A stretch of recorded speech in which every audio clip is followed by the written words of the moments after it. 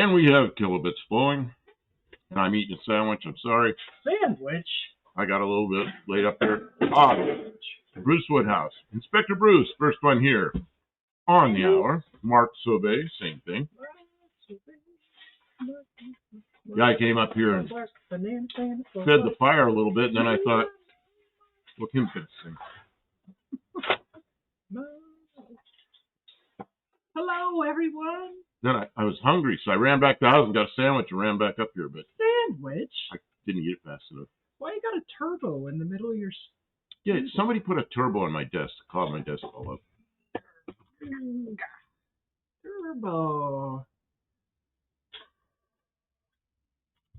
Twin Turboskis. That's something Cletus McFarland says. Twin Turboskis.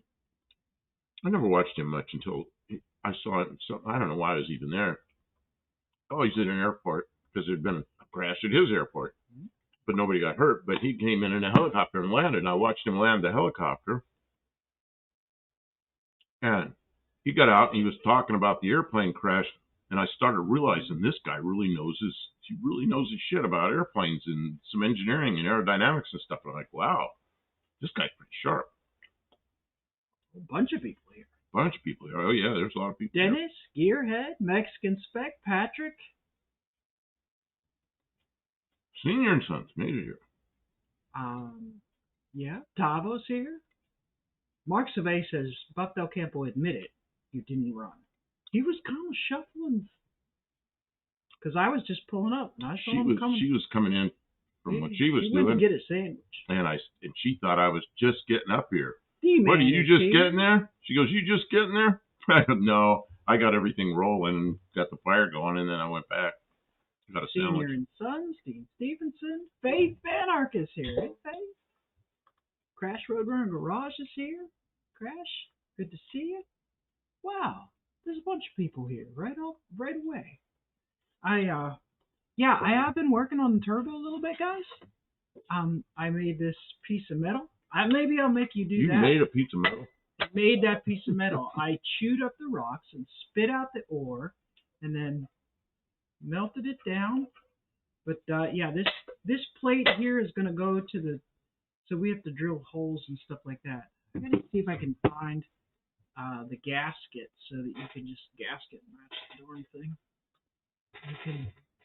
Then you got to drill holes and stuff. You can make a gasket. Putting material on top. You know how to do that. Yeah, but I think I have one. Oh, okay.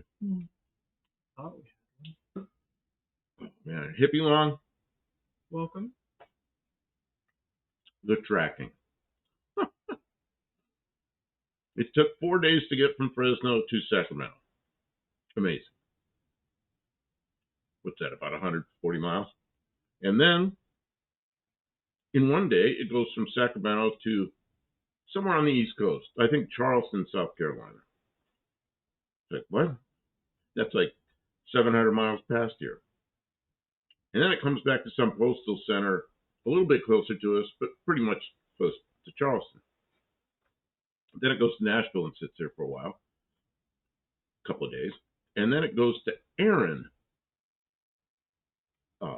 Tennessee, which is past it's a little tiny post office up in a little tiny town that's 20 miles past where I live. It's like, really? So now it says it would be delivered Tuesday. Well, it's Thursday, and it's in Erin. At least we know where it is. Faith made a video yesterday, how to make meat sticks. Congratulations. Meat sticks. Faith. Buck Del Campo wants to start making cooking videos too. Well, I cook. I don't even cook. Sometimes I do. I make something in a hurry to eat because I'm in a hurry, and so I could do shorts. I could probably do a short on putting together a hurry meal, and it's not always stuff that would normally go together. Like I might take bread and put peanut butter and then look around for something else, and I find a can of sardines, so I put sardines on it and eat it. And most people would go, what's wrong? And I taste it and go, yeah, this isn't bad. So I was thinking about making some shorts of some of the stupid things I eat. Kim wasn't real excited about it. But No. I said, will you hold the camera I don't for want me? extra work. She goes, I said, will you hold the camera for me? I need to get at the mouse. Man. There's a turbo in the way of the mouse. That's why I got this weird look on me there.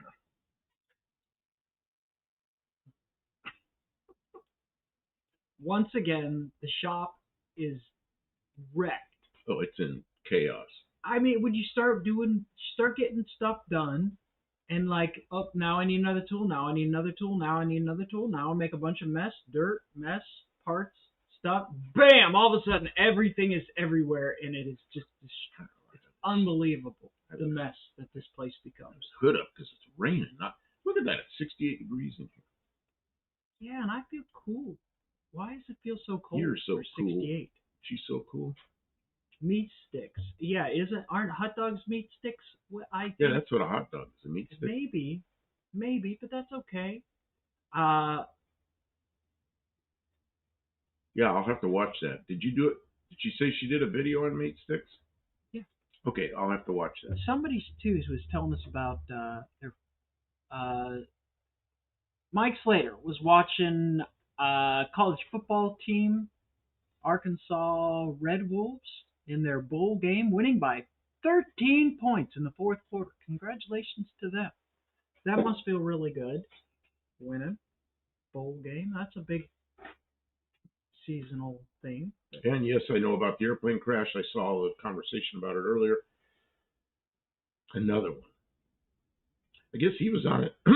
He was on his way to Florida. They didn't get much past the airport. Tried to return to the airport. Didn't make it. But he's on his way to see Cletus McFarland for his event. But I saw that on Blanco Lirio earlier today. Blanco Lirio, for those you don't know, is a guy that reports on a lot of airplane issues. And he knows what he's talking about. So he's a pretty good guy to listen to. Mexican Spec asked, that's American football, right? Yes, that's American college football, and then Rams and Seahawks 30-30 with 4 minutes left in the fourth quarter. That's pro football, American football. Small plane. It was a Citation 2, an older one. I think it was 1979. I don't take my word for it on the year. It's a small twin-engine jet that, it's a business jet. And there's some conjecture about they had an engine problem and they were returning. They had some weather in the area. I don't know. It was very, very, you can track this stuff on ATSB, and you can see Blanco Lirio had that up there. You can see his airspeeds all over the place, and his altitude varied, but there were cloud layers, so maybe he was trying to be between the cloud layers. Who knows? And so somebody thought he had an engine out, but that airplane can fly with an engine out. But then because of the varied airspeeds and everything, Blanco Lirio, Juan Brown from Blanco Lirio, said maybe he had an instrumentation problem and was unable to control airspeed real well. Who knows? And Greg Biffle is a pilot, but it's thought that he had professional pilots flying the jet. So, yeah, he was on his way to spend the weekend with Cletus McFarland. So, that's there. Oh, Tanner just came in?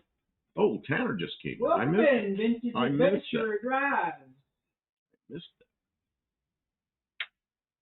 Yeah, Mike N.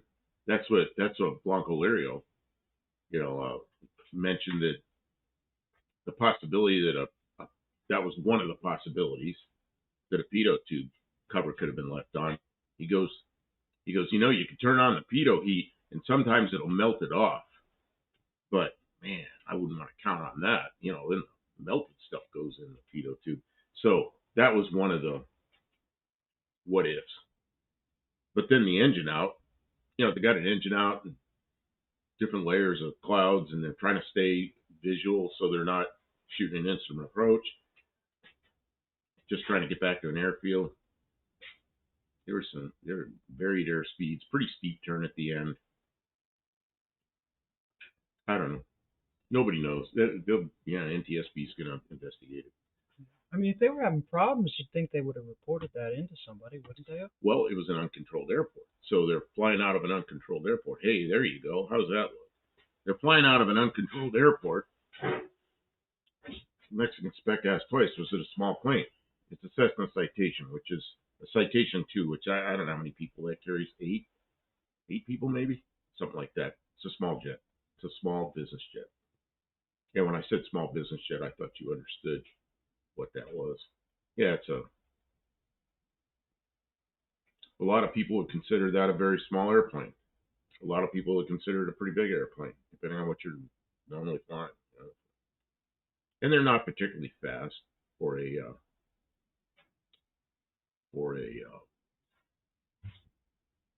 jet. It's about 450 mile an hour airplane, something like that. So if they're having a failing engine, would climbing and descending possibly gain some distance trying to make it back to the airport? Well, they had different cloud layers and some rain in the area. And from the looks of things, I would say he was trying to stay out of the clouds, but who knows? Because he had a single engine, that airplane will climb, or should climb. And I don't know what the temperatures were. I don't know if they could add ice, but I don't think so. They got all the way back to the airport on short final, and they hit short of the runway. So, don't know.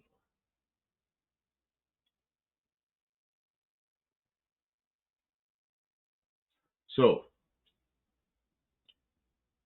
let's get back onto the project. Ken, you just piled a bunch of stuff on top of the place. Oh, well, I had to make space for it. What's everybody think of that? I'm pretty excited about it. Kim worked on that for hours today while I was doing some other things. Okay, Mark Sauvé says Cessna 550, 10 or 12 passenger jet. Yeah, okay, I guessed 8, but it was probably 10. It could have been 12. I don't know. Depends on how the seats, how luxurious the seating is. You were trying to call Jay Leno. Okay, I want to talk about that. Well, I guess I could talk about that. I'm for one reason or another, legitimate reason, I'm trying to get a hold of Jay Leno. And if anybody knows how to do that, let me know. But I doubt if anybody knows how to do that. I know somebody that knows Jay Leno, and I'm trying to get a hold of that individual. So, hey, what do you think of that? What do you think of that? Look at what Kim's doing.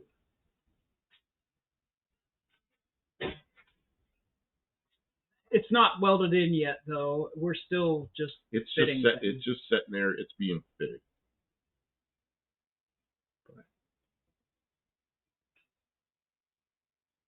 Oh no, it's twin engine jet. It's typical looking business jet. Learjet looks, 2 engines in the back on either side of the fuselage.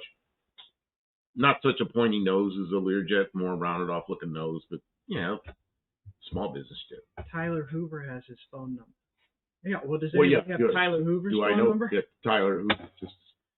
I know a guy that worked in Jay Leno's shop, and I wanted to. I'm trying to get a hold of him. See, Tavo's here. Hey, Tavo's giving us I think that's for the bed. Yeah, Tavo, did you see the trapdoor? And you could show Mexican. Oh yeah, Mexican spec. You see, this has been pulled off because Kim was back there doing some body work and needed to get this out of the way. So you should. We didn't want anything bad to happen. Didn't want anything bad to happen. Like you told us. Take care. Okay, so it's an 81. I was thinking it was 79. It was an 81. Yeah, Cessna Citation 2. The Citation 1 is shorter, or Citation 500 is shorter, and the Citation 550 is a little bit longer airplane, has more seats, a little bit larger. Basically the same thing. But they're pretty nice jets. They're known for reliability, and they don't have a lot of problems, and I don't know, something happened. Gearhead said my day started with waking up with no power in the whole town, 65-mile-per-hour gusts and whiteout conditions. Then I had to drive 30 miles to town with only low beams zigzagging down the highway. Yikes. Man, I was cooking some meatloaf. Wow. I was cooking some meatloaf tonight. So I'm in the kitchen getting the meatloaf ready. It's not getting cooked yet, but I'm making the meatloaf. God, I can hear wind blowing outside. Something on the porch. What was that big piece of wood flipped over? Yeah. Okay, something on the porch was banging. Maybe that piece of wood slapped. We had a piece of plywood out there. Maybe it slapped the side of the house or something. And then our lights started flickering. I'm like, oh no, we're gonna lose the power right when I'm starting to cook. But the wind went away and the lights quit flickering. No extended power fit.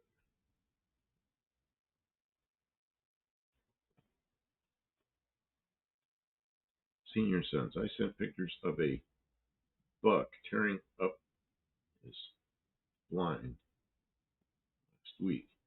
But my neighbor did it because his blind. Can you read that? I'm having a hard time making sense of that. He says, I sent pictures of a buck tearing up his blind from last week. He thought my neighbor did it because he set his blind up by his feed plot. Saved the fight between them. Good work. He diffused the situation. The buck came and destroyed the blind. That's a smart buck. Vintage from Tannerite. Is that what that bird's supposed to be? Tannerite? Yes, because he's the bomb.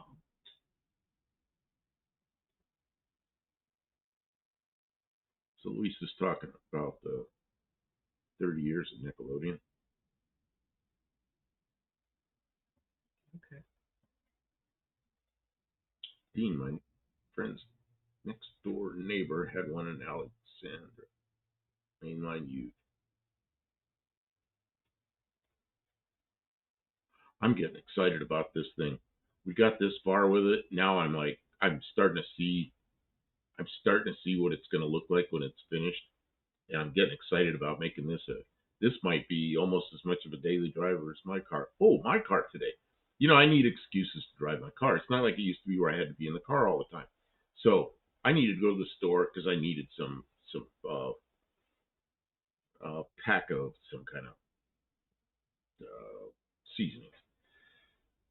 It's not very far to the store, but now I got an excuse to drive my car. But it's pouring rain, and Kim goes, "Well, it's raining." I said, "I got good windshield wipers." Kim fixed my windshield wipers, remember? So I drove there, and the wipers worked flawlessly. And then I got out of the car and went in the store. So when I came out, then it was raining, so I was soaking wet. So I got in the car and started it up. I got the heater running down, like blowing on my feet. Well, right away, the windows all steam up. Like, oh, man. So I put the selector on high-low, so some goes on my feet and some goes up on the windows. But it's getting steamier in there. The windows are fogging up worse. So I bumped the control up one notch, which turns on just defroster. And then I hear the air conditioning compressor start. Because the idle goes down a little bit. And man, it took about 3 seconds and just, the air conditioning dries the air. About 3 seconds, the windows just went, and they were clear. You know how nice that was? Mm-hmm. You fixed my air conditioning. Welcome in, Josh. You talked me into doing that. Well, yeah, I paid for a lot of it. You bought my air conditioning compressor and one of my hoses. Yeah, I know. And that stupid pulley. Compressor clutch. Let's see. Vintage says, just to brag, I replaced the tires on a couple of wheels today. I recorded the process. From the time I pulled the valve core to the point where I had new tire on and ready to bead took less than 6.5 minutes. Well, that's pretty good. This Mexican spec says Oregon had Q plates. Whole series is the first letter. California had it on the black plates, but not after that. Oh, you're talking about Qs. Oh, the Q letter. Yeah, Tennessee currently uses Qs. And they got a little tiny Q so they look like O's. It's kind of funny they did that and didn't put a big whirligig on there. Mark Sauvé. So any vision on how the tops of the quarters will be finished? Yes. I'm gonna show you. Oh, the top or the sides inside? The sides inside, we're gonna use the pieces. The plan is to use the pieces out of the Ranger. They'll just be welded in a little different position. The tops, I think we have some 1x2 tubing, which I'm thinking we'll split it. So we'll have like some U sections to go around there, but it's pretty heavy material. So I don't know. Maybe we'll buy some 1x1 tubing or something, or 3/4 by 1. I don't know. I don't want to spend any money on it. Part of this job is we're not spending money on it. Kim, where'd you go? I'm over here getting warm. Oh, she's over by the wood stove.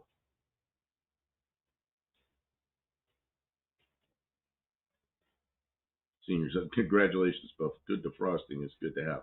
Yeah, and it's because Kim. I want to tell a story about Kim sitting here because Kim was the one that really talked me into doing the air conditioning. Did all that. Does Tennessee use an O on their plates? Well, I think so. I'm not sure. But see this one on this one, you can see there's a Q there, but it's a little tiny Q.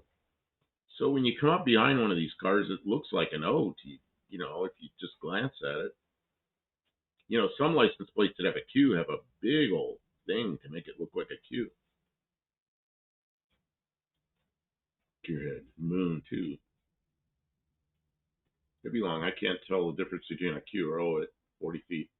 Yeah, some state I was in, I don't remember which one it was. Maybe it was Ohio.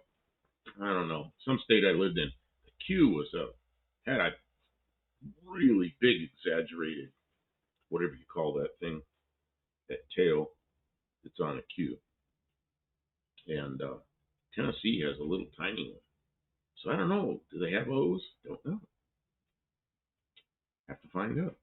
I'll be looking for that. It'd be long. Then release the Q's.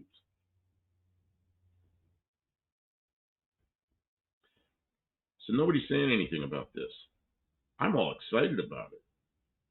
That bed's just sitting in there right now, but it's sitting just about where it should. The front of that bed isn't attached at all, so it's sitting a little crooked up there, but we know how it has to go. It's moving that for some reason. I just thought I'd try and get a different angle of it. Did you guys see me open the package tray or whatever? Yeah, I don't. There's a whole lot more people here now than when you did that. So she worked on this today. Then I came up and kind of helped her finish it up a little bit, but she did the work on it. We got to find a hinge to put in there, but that's pretty good that we'll be able to get at the spare tire. I welded rails. Yeah, she put here like and here and here, so that when you close it, it sets down in there. She calls them rails. I would call it a door jamb because it fits on there. That's pretty good. We just need a hinge to the front and then make some kind of latch. And the latch might be pretty easy. I don't know. Gearhead says looks good. Next expect. No, Tennessee does not use letters O, I, or Q in the main serial numbers on its standard license plate. I'm guessing your plate is not a standard plate. It is a standard plate. They tried to talk me into getting a what do they call it? Historical vehicle plate, whatever they call that in Tennessee. And I said, well, aren't there some restrictions? They did the same thing with my Zephyr. I said, aren't there some restrictions, like what day you can drive it and only the car shows and stuff like that? And she goes, yeah. I said, she goes, you're not going to daily drive this, are you? I go, yeah, I am. Okay. Because I'd rather pay the full price on the plate and drive it and be able to drive it when I want to drive it instead of getting stopped. So cop telling me I can't drive it that day or something. Mexican Spec says, then AI lied, not the first time. Now, I had a whole run around with AI today that is, oh God, should I tell? Yeah, I don't know if I should even tell that story. I heard it twice twice, so I don't really want to hear it again. But if you want Well, to what tell it me, go ahead. is a guy that I know that knows Jay Leno. His name is Daryl Hall. And it's spelled Darrel. Daryl Hall. I know him. I haven't seen him for a few years, but I know him really well. He was a Porsche mechanic mostly, but he did some other things too. Worked on cars a lot. So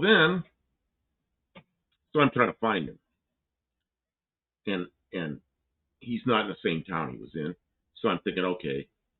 So I search just on Google. Well, AI comes up, of course, and it says Daryl Hall, Darrel Hall, and then in parentheses it says actually Daryl Daryl Hall of the group Hall and Oates.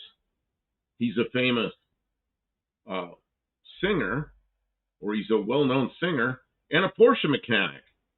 I'm thinking, wait a minute, these are two different guys that don't even know each other, and AI thinks it's the same person. It's like, are you kidding me? No. There's probably 500 Daryl Halls in the world. And AI thinks they're both the same guy.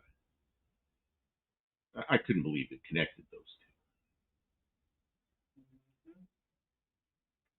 I like Billy Connolly's song. I think I just say goodbye to my wee little dog. Q-U-E. Oh, what? I should have read that. Gearhead says, how are you going to weatherproof it, Kim? Drill holes in the floor so the water runs out.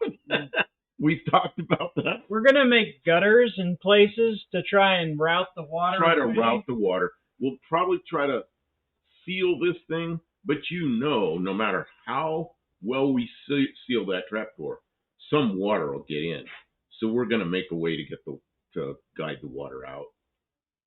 I think that's the best way to deal with it. I think it's a reasonable expectation. Hey, Danny boy. The guy from Jay Giles really was a Ferrari mechanic. He got factory certified because he didn't trust anyone to work on it. Okay. It's just I know this guy. I know Daryl Hall, and because he worked at Jay Leno's shop, that's probably how he got to be known there. But to connect the two of them to the same guy, no, they're not. They don't look the same. They don't. It's just stupid. Oh man. Artificial ignorance. More of it. Dean Stevenson says, I'm going to sing at UTG's next live. Tell him you want to be a guest. Come in like Dr. Art does. See, Mexican Spec's done that. He's gone in live with Tony. But he sits there, he's just a green screen. So when you see Mexican Spec, he's all green. Mexican Spec is a voice. I know his voice. And I saw a little flash of his beard one time when the camera went nuts. And I thought that was kind of funny. And he even laughed about it. Hey, Karaoke John. Who's Karaoke John? That's John Hart. That's what I thought. That's why I said that. He says, hi, Buff and Kim. The U is looking good. Well, thank you. Hey, John. Did you see John tonight? Yeah, I saw him. Okay, so you just saw John. That's good. Yeah, I told him that we were making good progress on the Ute. Tavo says it's not easy. He didn't. In case he didn't see it, I'm gonna do it one more time. This is what I worked on today. Here's the trunk. Trunk. Is that a trunk? What do they call the cover over a spare tire in a station wagon? Because they don't have those in pickups. But I kind of like it. I like it a lot. I really like that. Yeah. Because like Tavo's doesn't even have that spare tire thing. It's just open back there. Well, a lot of them have the spare tire goes under the bumper. The ones that were pre-67 or something, they had it under the bumper. And then after that, they had it up in the cab behind the driver. But we're going to have room for a spare back there. Sealing it's going to be fun. We're going to seal it the best we can, but some water will get in there. We'll just have to have a way to guide the water up. Dean, frogs got the hiccups. Frogs and pigs don't have happy lives. Kermit was a social climber. Oh, why do I have the hiccups? Granddad Junt says, Pablo, brother, how's it going over the ditch? The ditch? That's that 700 or 800 miles of water between New Zealand and Australia. The ditch. The ditch that goes over to the, as Pablo calls it, the West Island. Yeah. Todd Saws here. Good evening. Says hi to Mexican Spec. Hippie Long. Pan Orange County Blues Festival. Hung with them all. Dave Bearded, Jeff Healy. Yeah, it's kind of funny, when you're in some businesses, you meet people that are well known, and other businesses you never meet those people. See, Barry Kuda says John Oates is into Porsches and lives Nashville part-time. Well, maybe that's why they thought he's a Porsche mechanic. Maybe he really is. I don't know. But he wasn't from San Luis Obispo, like it said. It's just, maybe that's how they got the two of them mixed up. But I need to... Oh, John Oates. Oh, it's Daryl Hall that I'm looking for. But not that Daryl Hall. Different Daryl Hall. You Same look up, name, there's probably different 500 Daryl Halls out there. It's a pretty common name. John DeLorean stash box cover. Oh, if the police are looking for something, dogs will find whatever's in there. So we don't have stuff that we shouldn't have.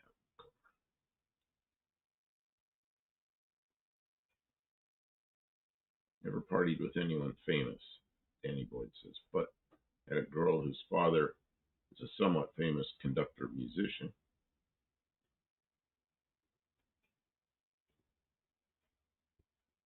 Who are the people I met that were famous?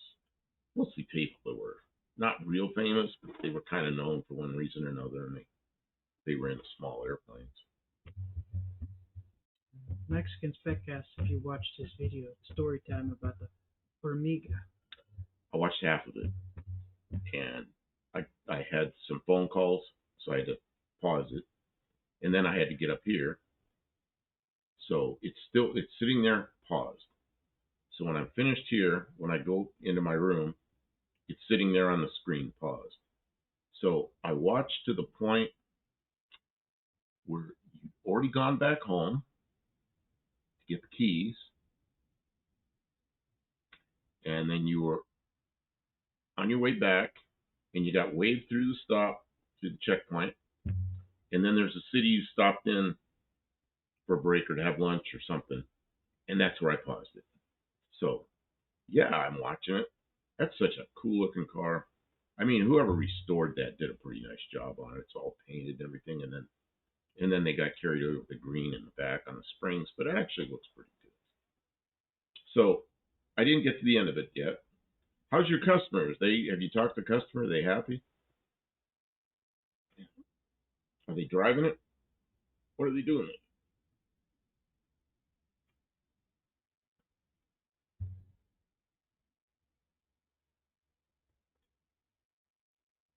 Then says, I dated a girl whose dad was a famous polo player. He was on the news and in magazines.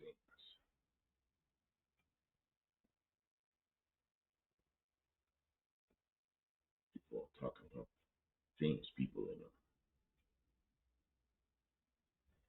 Todd Saw, I'm curious about transition from stick to MIG to TIG. Have you gone through those transitions? Yes, I have. I went from the first welding I did was in, I was probably in eighth grade metal shop with a torch and welding rod, oxyacetylene. I went from that to a guy I was working for had me weld a scuff gauge back together that had a crack in it, and he just says, weld that, and he handed me a stick welder, and I figured it out. So I used the stick welder once, and then I used the MIG welder that belonged to a friend of mine. I made engine mounts. That was when I put the Pontiac Iron Duke in my Dodge Dart. There's a So I made the mounts for that. So I didn't weld anything to the car. It was just adapters so I could put it back. And then I started welding airframes up. I did that with oxyacetylene. And then eventually we switched over to TIG. TIG was so much like oxyacetylene because you got a torch and a rod. And then eventually I went back to MIG again. I dealt with flux core like this much, and I hated it. When I met Kim, she was using flux core. Mm-hmm. And then I kind of introduced her to MIG with the gas, and she started using that. And now somebody's written to us in Japanese. Okay, Christmas, Merry Christmas, but I can't read your name. I don't know, but it's almost Christmas, I guess. Oh, Merry Christmas and a happy New Year. Auckland and Sydney are 1,340 miles apart, and the shortest distance between the two countries is 930 miles. I just looked it up. Well, I guessed it 700 to 800, so that was a swift guess, just kind of looking at what they look like on a globe, you know. That wasn't too far off. But if I was in a boat, I'd be really upset that I was 200 miles short of where I thought I was going. I'd be looking around seeing nothing but water.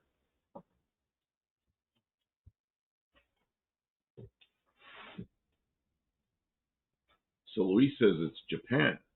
And then Luis says it's China. China. Man. Oh, yeah, Mexican Spec says I'll stay out of the famous people discussion because he lived in the Hollywood area and all kind of famous people went to his school. And their kids and everybody else, so he kind of knew. Granddad Junk says TIG and oxy welding is very similar. It is. The big difference, welding, see, I was welding chromoly tubing. In chromoly, if you have something real hot and it right in the heat affected zone, right outside the weld, you get what's called hydrogen embrittlement because it cools too quickly. So you've got to heat it with a torch and bring it up to, I forget what the temperature was. We had a crayon we put on there, and the crayon changes color when it gets to a certain temperature. Crayon? And then, yeah, it's a special crayon. And then you let it cool. No air blowing on it, just room temperature, 70 degrees, and that'll put it in the normalized condition, which is about 90,000 psi. Now, if you're welding with oxyacetylene, you don't have to do that because you're heating such an area. And when you're finished, you just let it cool at room temperature with no air blowing on it, and it's normalized. So oxyacetylene is easier with chromoly in some ways, but you can make it look better with TIG. I don't know. People like the way TIG welds look. And with the airplanes, we went to all TIG eventually. Like gag me with a spoon. Okay, that's some kind of LA girls talk. Mexican Spec says I hated all that crap. Danny Boy says the McCoys. The McCoys? Would that be the people that live near the Hatfield? Yes. I worked in a place. It was a law enforcement contract thing. We were enforcing some federal laws that had to do with nuclear security. But anyway, there were two guys I worked with, and they were both officers, and one of them was Hatfield, and the other one was McCoy. And so we used to tease them about it, but they were both from the West Coast. They didn't know anything about it other than the stories. The Hatfields and the McCoys. I couldn't believe I was working with two guys that are Hatfield and McCoy.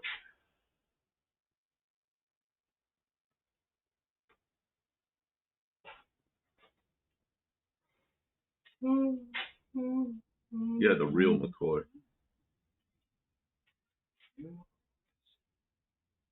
No, Hatfield was in the Righteous Brothers. Man, you remember them? What was that called? Unchained Melody? Never close your eyes anymore when I kiss your lips. That was a great piece of music. I mean, really. There's no tenderness like the soul in your fingertips. You know how long ago that was? That was before you were born, Kim.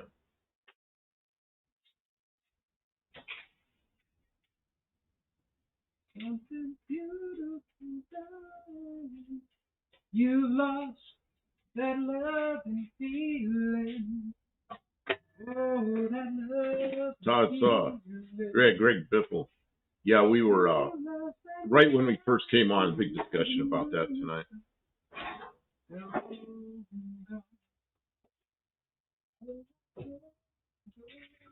Yep. We returned to the airport. Man, they were lined up with the runway, real short final, and hit short of the runway. So, of course, nobody knows what happened yet. But NTSB is going to be. They already got their go team going there. So. Treating it like a, some airplane accidents. They have the local law enforcement report on it, send it to the NTSB, and sometimes the NTSB, like an airliner, of course, they'll respond.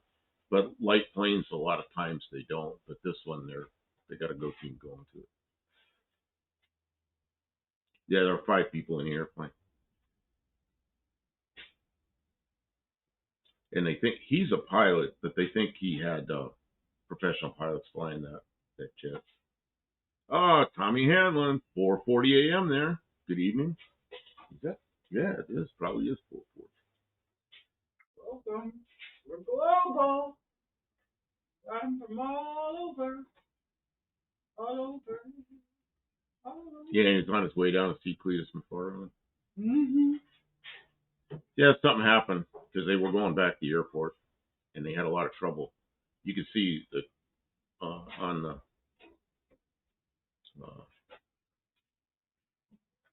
the radar track, you could see the speeds and the altitudes were kind of crazy.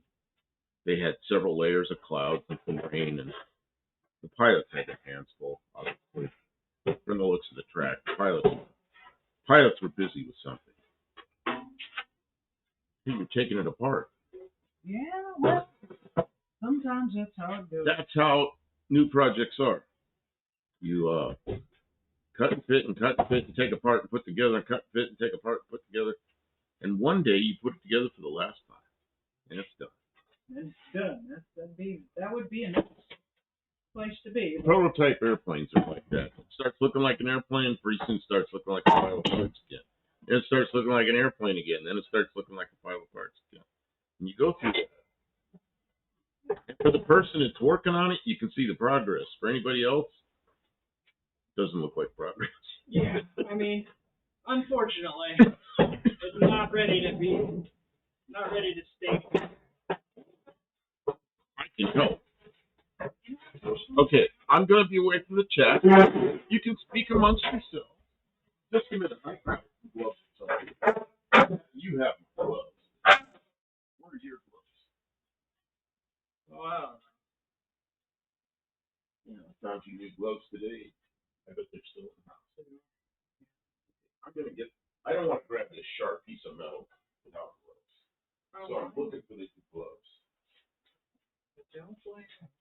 You should not grab any sharp pieces of metal. Oh.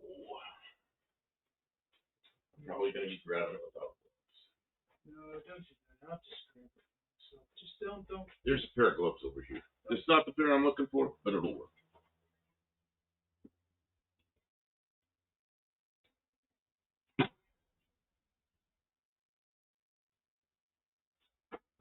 This pair of gloves has got all the soot all over them.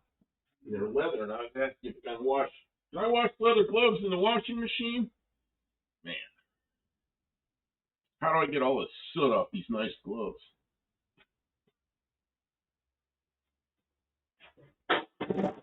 Just take the end here. What's your plan? I just want you to put this end over there. Over. What, you gonna swing this way? Yeah, like, can you come over this way some and just pick up the whole thing? Sure.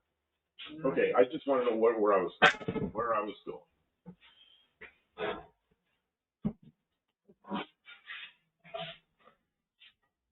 I'm trying to get it. Okay.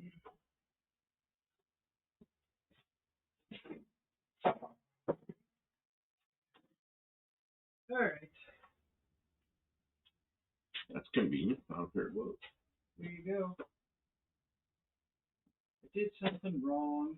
What'd you do wrong? Looks good to me. No, I welded this thing up at an angle. Welded what up at an angle? Well, this is sort of sloping up. Oh. Oh, so it holds that open a little bit. What is this piece in here? Is that an extension or is that just a spacer? Piece of box. Because if we end up putting rubber in here, it's going to be Problem. Of course, you could put the rubber here, but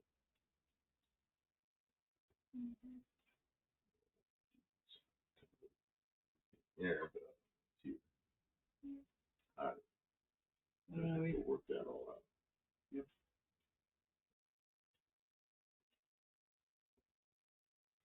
And that ain't where the hinge is. I have no idea. Oh, I know. That's where you want to put the trough. Because you can't put a piano hinge there and seal the piano hinge. I know how to do that, but it's got ruffles and ridges, so you can't do that. Right.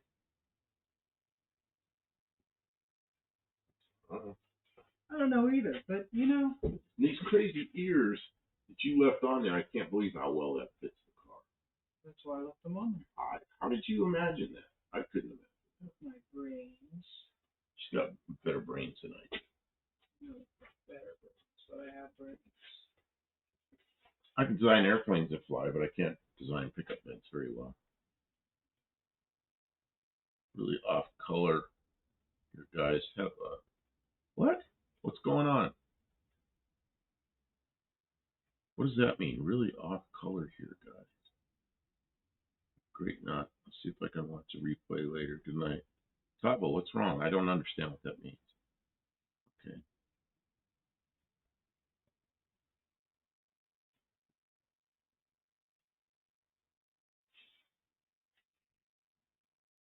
I don't know. Maybe it's not, it must not be feeling well. Feel better. Oh, Tommy Hanlon says yes. And the very interesting news flash from the Buff and Kim TV news correspondent here in Dublin, Ireland, is that Tommy Hanlon has just spent the last hour or so defrosting and cleaning his fridge. That's fun. That is good stuff. Everybody likes My refrigerator is does its own. It never frosts. It's one of those. But I used to have a freezer that I left in Arizona when I moved here because I couldn't move everything. But it was a chest type freezer, and that thing would get a block of ice in it this thick. And of course, you couldn't drain it. You had to turn it off and tip it over. What fun that was.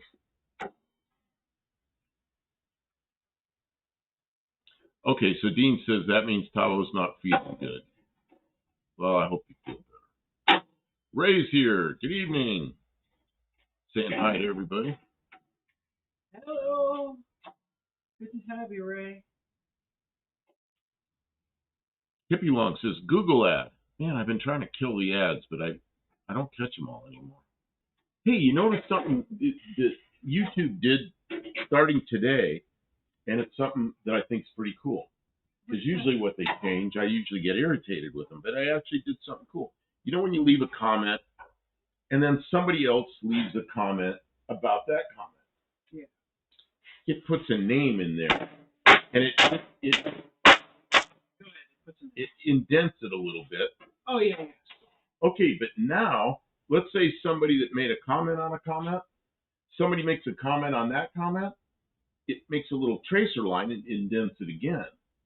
So you'll get all these different indents, and you can see that people are, so it makes sense who they're commenting on. And when I saw that, I thought, oh, I hadn't seen that before. And then I saw it on another one, and then I saw it on another one. I thought, you know what? They made that change. I kind of like it, I think.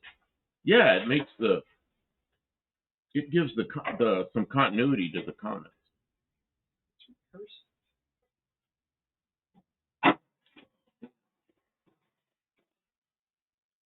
in this cup, I have cough drops and a drill bit. It's the cough drops and drill bit cup. The reason I put the drill bit in there, the number 30 drill bit, which is a couple of thousandths over an eighth of an inch, number 30 drill bit, and it's brand new. I haven't used it yet. That's why it's in the cup. So I know that's the brand new one. It won't be brand new forever. Don't let indentured slaves comment. Dean, what are you talking about? Indented. Oh, indented. I get it. He's trying to be funny. Yeah, Gearhead says some of them related to topic chase back to the original.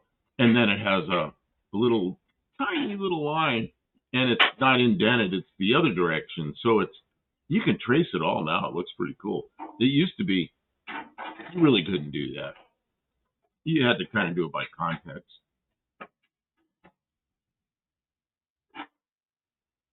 I hate everything I did now. Darn it. Tommy Hamlin says, my girlfriend lived in Phoenix, Arizona. I think that heat must have damaged her brain because she keeps putting up with me. You know what? I lived in Phoenix for a while, and it was hot. Then I lived in Yuma, which is southwest of Phoenix, and it's even hotter. And I lived there for off and on, well, for 13 years, and then went back for a couple of years. So, man, I'm acclimated to that. If it's 80 or 90 degrees, I'm pretty comfortable. Fahrenheit, which is out there in Yuma.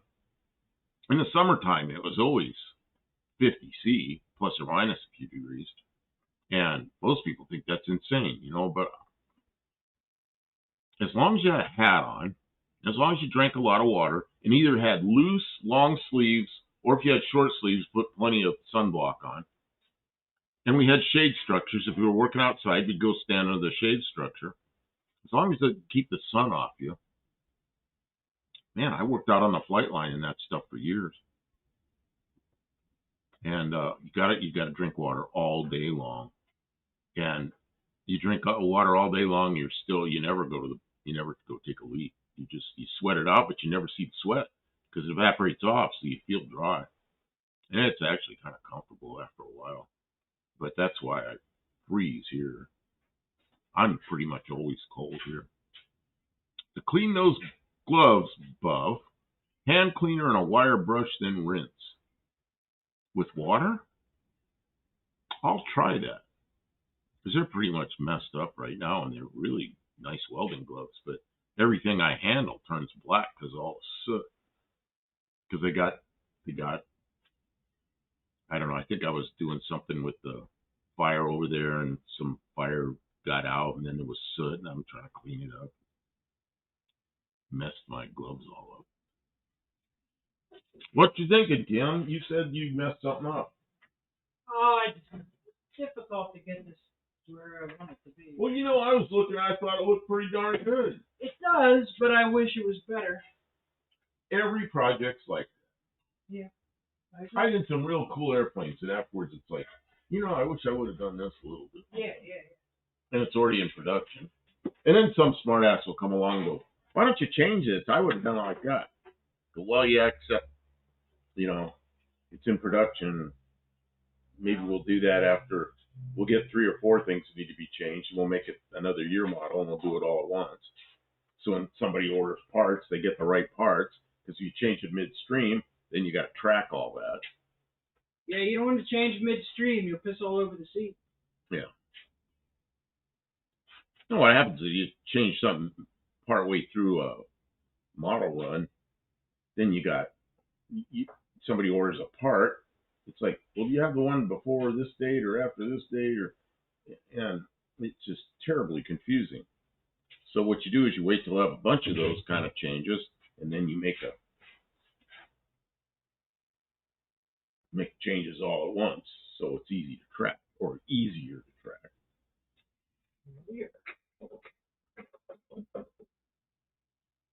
I used to get in arguments with people that wanted it. You just don't like my idea. No, I like your idea. I just we can't do it right now.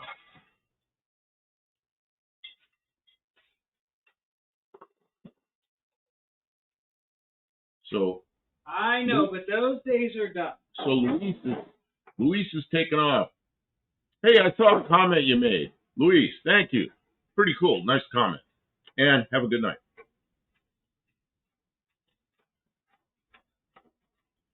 Dean, but the doctor requires a midstream sample. Tanner will tell you.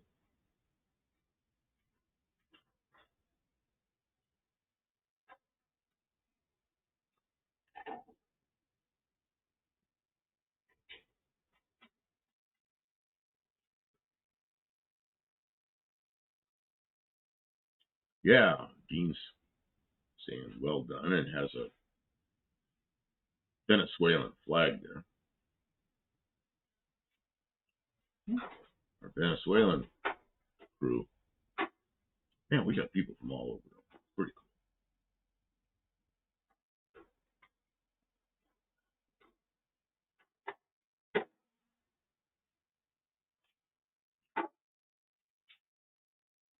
So Patrick, I keep seeing your amateur radio call sign. You still using that? Are you still on the air? How often do you do stuff? Where are you? Like 10 meters, 7? Where are you? Are you a general? Are you extra? Or probably not extra with that call sign, but you could be. I'm just curious what you do. What's your thing? A lot of people like 2 meter. I never got too interested. I don't understand that. All the repeaters and stuff. I don't know. To me, the HF frequencies are kind of fun, maybe. And I think if I ever go take the test, there's a thing called 6 meter. I think I'd be really interested in that, but I don't know.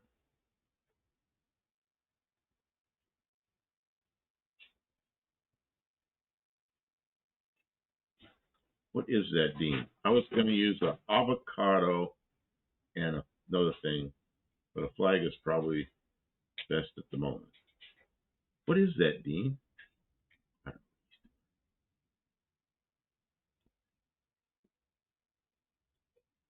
Kim, what you thinking? Oh, you're drinking.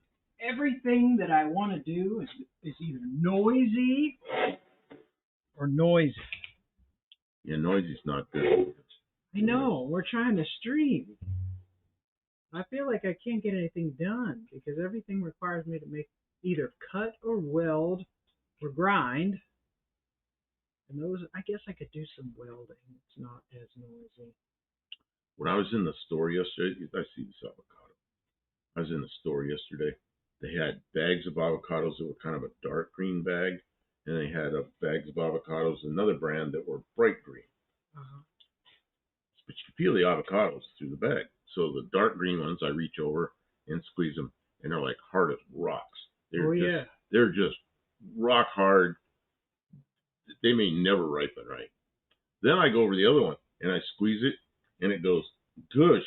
It almost exploded my hand. I went, ugh. That's no good either. So I walked away from it. Let's see here. Patrick says, I use in ham radio related chats 10 meter. Was my vibe for a bit. I'm more of a listener than anything else. Shortwave listening stuff. You know, me too. Today I was out in my car. So of course I had the CB on, which is 11 meter. And of course I can go on either side of 11 meter some distance, but I never talk out there. I listen. And I'm more of a listener than a talker. That's why I was a shortwave listener since I was a little kid. So if I go get my license, I'm just giving the feds all my information. I'm not sure I want to do that. And then there's like, what do you call it? The I don't know what they call them. They call them sad hams and stuff. They're people. They're kind of know-it-alls that don't really like new people. And I go to club meetings and I already see that. So it's like, I don't even know if I want to do this. But, part of it is I want to go pass the test just so I could say to myself, hey, you pass the test. You know? So, and then of course, if I pass the technician, I'll want to upgrade just to do it. So, because that's how I did everything else. You got to upgrade. Mudman for years, CB handle. I was a concrete and sheetrock finisher. Mm-hmm. Man, that's a good profession too. Yeah, it's hard work. Because if that's not your profession and you do it, you can do it, but it never turns out quite as good as the guys that do it every day. I know.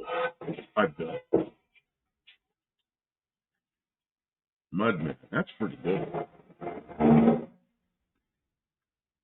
Packer said, I was flipping back and forth with the tag name for a bit, then YouTube made them the norm, and my dad, WT9 Pete, was my Elmer, great coach he was. Wow, so he was an extra. That's a good call sign.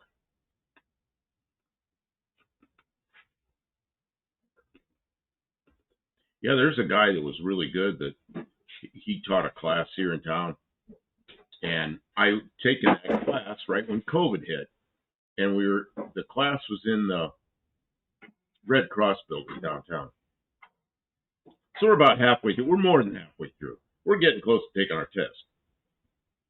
And they kicked us out of there because of COVID. So much for that. Then I went back to work. So, like 3 years later, 4 years later, something, I go back there, and that guy's still there, except he's in his 80s now, and he's not going to teach that class around again, you know, and he's a nice guy, but he's not full of energy anymore. And he's a 2-meter kind of guy. He had 2-meter in it, rig in his truck, but I don't even know if he's still driving.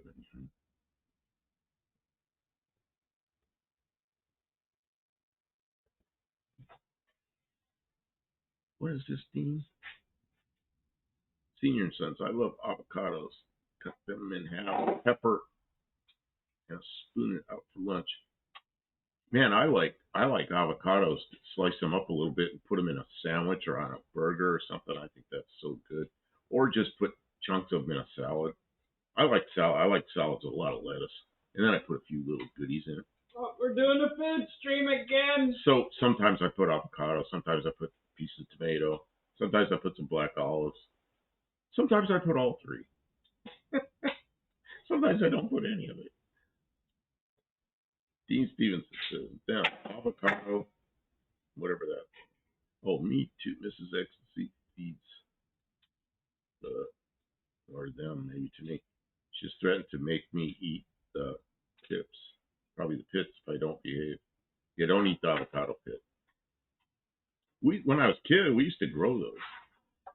Put them in water and grow a little plant. Really? Yeah, that was a thing. But to grow an avocado tree, it's quite difficult because there's avocados that are good rootstock. There's avocados plants that grow good plants or good fruit, but their rootstock's no damn good, so they don't make nice trees. So what they do is they graft them, and you can take the good rootstock and then you cut them away and you graft the good the stuff that grows the good fruit in there. And this is what my sister did. My sister did that for a living for quite a while. When she was in college, she had one of the highest success rates with grafting avocados. So all the avocado farmers wanted her to graft all their avocado plants. And that's when she bought the International Scout. So she'd drive the Scout around all these places. And so she was kind of an avocado farmer. And that's how I knew about all that. Otherwise, I never would have known. Oh, Hippie Long says, turkey, bacon, avocado. Oh, that sounds good. Yeah. Bacon fixes a lot of stuff. Good bacon fixes everything. Does. You can take a hamburger that's so-so and put bacon on it. Now it's a really good. Automatically better. What did I put bacon in the other day that was good? Oh, it was just a sandwich with Your bacon. mouth. It was I didn't have any lettuce, so it was a bacon and tomato sandwich. Yeah. Instead of a bacon, lettuce, and tomato, no lettuce. It was bacon and tomato, and it was damn good.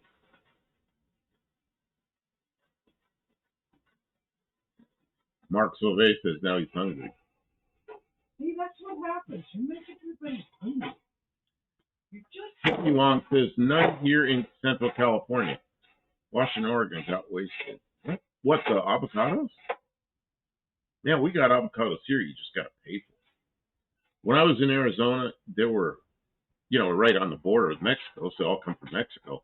And we had avocados were 5 for $1, sometimes 4 for $1, 5 for $1, sometimes 15 cents a piece. And then I went from there to Maryland, and they were like $3.98 a piece or $4.98 a piece. I'm like, what? $4 a piece? We're not buying these. Oh man, Tommy Hanlon. What state are you living in now? Oh, we're in Tennessee. It's warm. It's warmer than it was. Oh, ads. I missed the ads.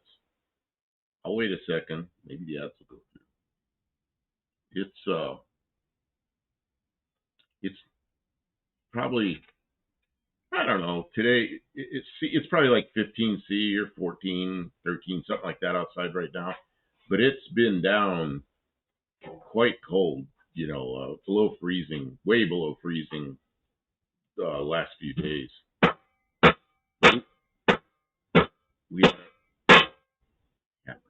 We had a real hard time keeping the shop warm. We went through a lot of work trying to keep this place warm.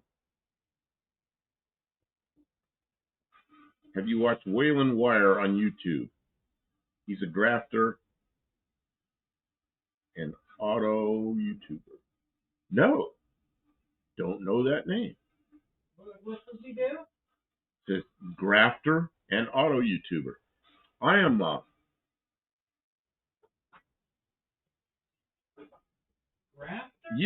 When I try to grow a garden, I do it, but every time I prove one thing: aircraft mechanics should not be gardeners. Aircraft mechanics don't make good farmers. I told Kim, I said, I don't have a green thumb, I have a brown thumb. And she goes, that has a completely different meaning than what you're thinking about. Oh, okay. Yeah, you're not supposed to tell people that, and you weren't supposed to repeat that comment ever again. So I did have a real good crop of tomatoes one time. And it was really good. But since then, I have struggled with gardens. Yeah, and tomatoes are pretty easy to grow. Man. I don't think our soil is very good. Our soil is full of rocks and it's not very good. Although the weeds grow real well, why don't other plants grow real well? We just mow the weeds and pretty soon it starts looking like a lawn, but if you get up close, it's weeds that are cut down short. But it looks okay. It's a big old, like acres of shit that's mowed down like a lawn. Yeah, it looks green from a distance, but it looks like garbage. So it's not a lush lawn.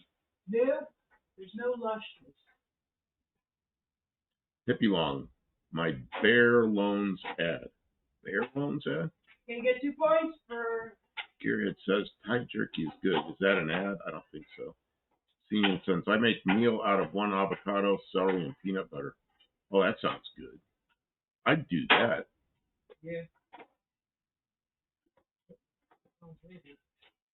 Mark Sauvé, you need a please stand by picture for when the ads come up. Remember those? Remember TV when they start having... Man, I remember this when I was a kid. You don't see this anymore. I haven't seen that in 40 or 50 years. They start having trouble and they put a please stand by, technical problems, please stand by, and, like 2 or 3 minutes later, the show would come back on. Man, that was the early days of TV. I bet I haven't seen one of those in 50 years. Yeah. Senior Son says it's going to be 70 here in northeast Arkansas for Christmas. Crazy weather. Yeah, I'm hoping that cold weather, I hope we got the whole winter's cold last week and it's gone. but I don't know. Hard to say. Probably not. It would be nice. That was fun of it.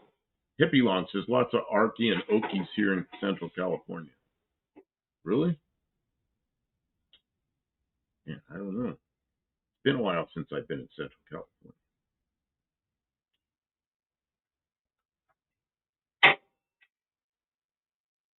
What is this? Spicy deep fried pork straps about the size of your pinky, served with spicy, sweet, and sour. Mark, that's Gearhead saying that.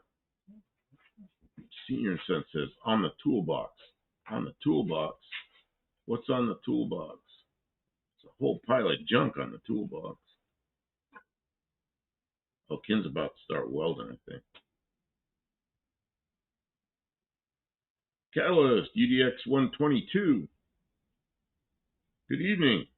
See if that comes in. See, UDX 122, that's CB. That's a CB club, I guess you'd call it. So, see if that comes in. Okay. It's scrolling by quickly, so I'm going to miss some because I'm messing with controls now. Oh, yeah, it came in. Go to the one where you can see us both. Man, all of a sudden I'm getting cold. What's going on? Did the fire die down?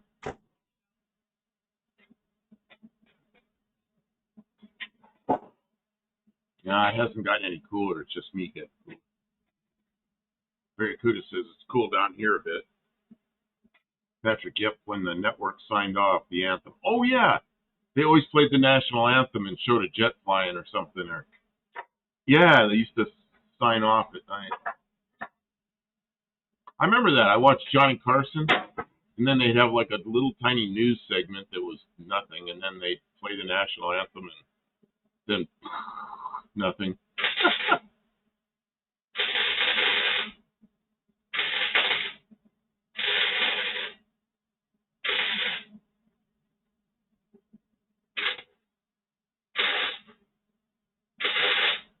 Could be long. If California split in two, would you be in Northern or California or South? He'd be in North. Well, back when I was there, the split was going to be north of San Luis Obispo County, north of, what county's Bakersfield in? I should know that. There's a straight line that goes right. It's three counties. It's a straight line across. That was always the split. But then they were going to split California into, what, 5 or something? That was on the ballot, but then the California Supreme Court said they weren't allowed to have it on the ballot, took it off. So I don't know. Senior says, I take chemo medicine, and it puts pounds on me the last 11 years. Oh, man. I lost 31 pounds in the last 2 years eating better food, no junk food. Man, I know how that is. I got really fat years ago, and I was huge, just enormous, and a little short fat guy. And then I was diabetic, and I had pancreatitis, and ended up in the hospital. And they said, you are out of shape, you're obese, all this kind of shit. So I got serious about it, and I lost 100 pounds in 4 months. And then I pretty much kept it off, and that was in 2007. So that's what, 18 years ago. But that was probably the best thing I did in my life, was shed all that weight. I'm still a little heavier than I should be.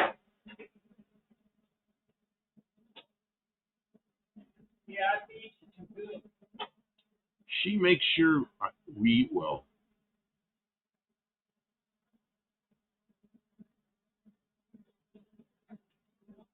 I pay a lot of the stuff around here, but then I don't buy much food. And Kim buys a lot of food, but I don't buy much. She'll come home, and then all of a sudden the refrigerator's full and the cupboards are full, and we're eating well again.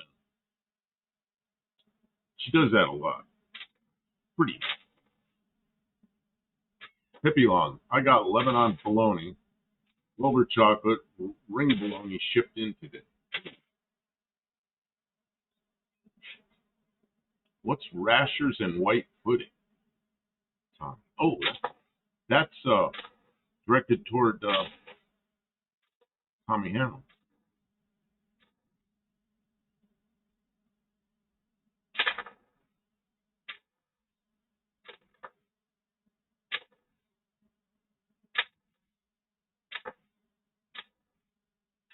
Senior says, wow, good for you, Buck. That's great. You know what I did? I'll tell you, I lost weight. I ate salads with no dressing, and I put a little cheese on it, not much, very little cheese, but mostly just salads. And I cut up any kind of greens, split salad and tomatoes. Try to make a variety of stuff, but no dressings. And once a week, I'd have a piece of chicken, and that was like a real treat. And it just melted off. I got down to 200. I was about 260, and I got down to 100 and 200, 201, something like that. And I couldn't lose. It just stopped losing weight. I just couldn't lose any more weight. But I stayed on the diet, and then all of a sudden I lost like 5 pounds, and it was coming off. But I was stuck there like for a couple of weeks. It was really discouraging. And then I got down to that 160 range. And then I had to level off. Right now I'm probably like about 180. And I should probably lose another 10. But it's too easy to eat. Yeah. Eat good stuff when I shouldn't be eating good stuff. I'm not supposed to have a lot of carbs. So of course I crave potatoes, rice, bread. I just crave that stuff. And of course, sweet stuff. Kim will buy cookies. Once in a while I snag a cookie that I shouldn't eat. And she'll have ice cream. And I just can't eat it. I have gone in and swiped like a little spoonful of ice cream. But I'm not supposed to do that. Oh, hey, Kevin Sturgis in here. He says, hi, just seen you live. Thumbs up. Thank you. Yeah, that's the, just so you know, that's the bed for the little Ute pickup, and that's the trap door, the opening. Kim's working on you're working on this, not on the door, but that's the door that'll lift up to get it where the spare tire goes.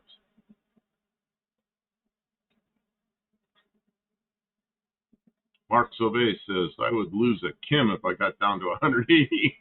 Oh man, you know, I was running an airplane factory, and my office was up above. You had to go upstairs, and I was up there, and I could oversee the whole thing out my window.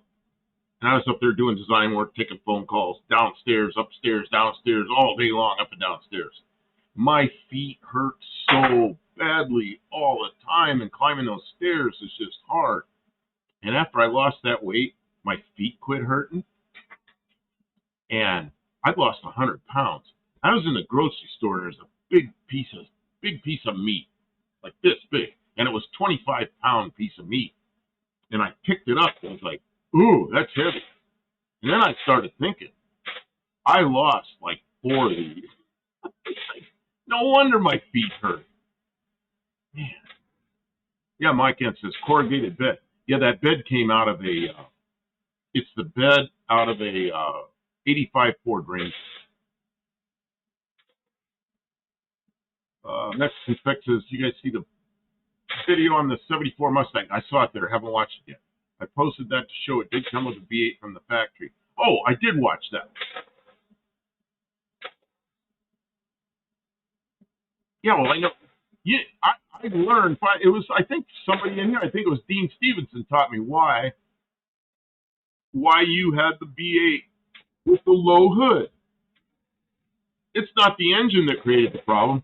It was the air conditioning brackets and the air conditioning compressor on the V8. I think it was Dean Stevenson told me that. So, or told us that. So, you know, in 1975, in the U.S. we got the V8, but the hood was higher and the grill was kind of a funny shape. It didn't look as good. But that's because of Not because of the V8, it's because of the air conditioning on the V8. But the 74 Mustang with the V8 in Mexico, that's a really good looking car with the low hood.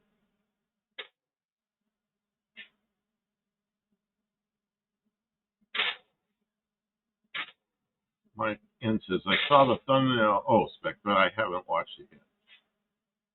Mike N, green one, right? Green one. Green. Oh, he's talking about the Mustang. I think it's the white one. Kevin Sturgis, steam pudding. I haven't had it for years. I gotta do something about that. I'm not even sure what that is.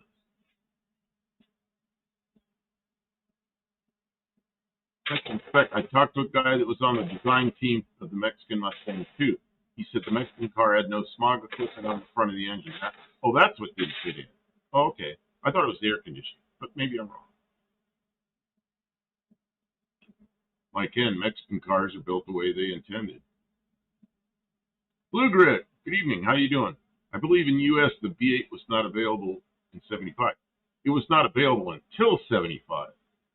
I think that's when it became available because the grill became kind of a fatter, taller shape. '74, the grill looked right, the proportions right. '75 and later, the grill looked funny, and I think that's when they put the V8 in the Mustang 2s.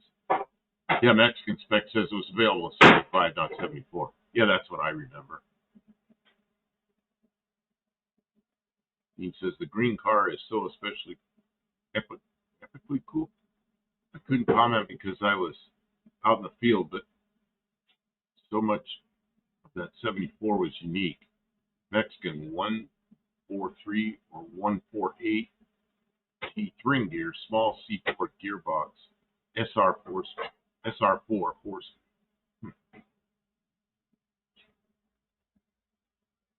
Yeah, all that engine, nothing to take the power with.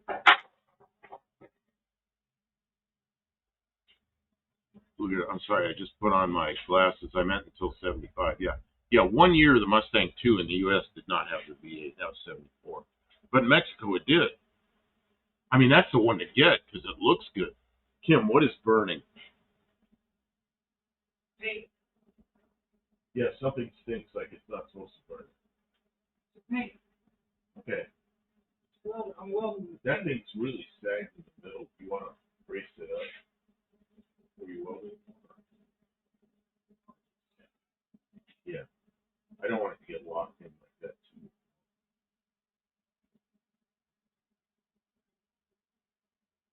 I'm cold. I gotta walk over to the. Can you watch this for a few minutes? I'm at. See where Blue Grit says he just put on his glasses. I got cold. I'm cold. I'm really cold. Which means I gotta get by you. I'm gonna try not to bump it. Well, it's in the middle of a lane. I'll just move it. Just let me move it. I can't get to it. Okay, let's hold. I did it. I got by it. Yeah, I got by it. Yeah, there's a bit of breeze.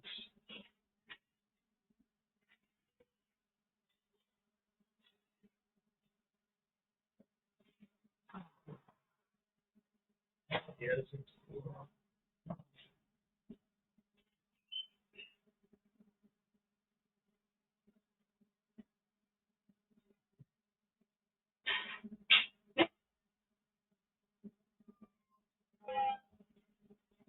Well, that big old log already put it.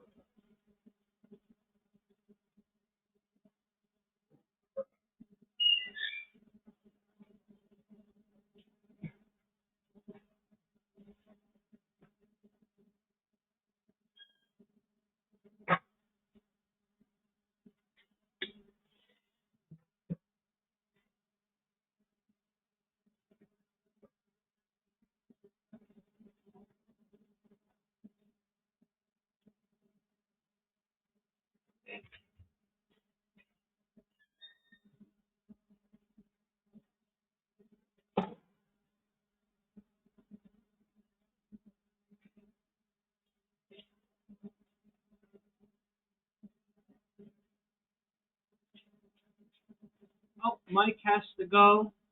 Who? Good night. Senior and Sons. Oh. He's getting some shut eye. That's okay. We do that. Well, you know, Kim, you and I got up pretty early this morning. We were busy all day. What time is it? I don't know. Well, you can see on the chat. It's almost. It's 11:30. Why don't we go like another half hour? Okay. That'll be 2 hours.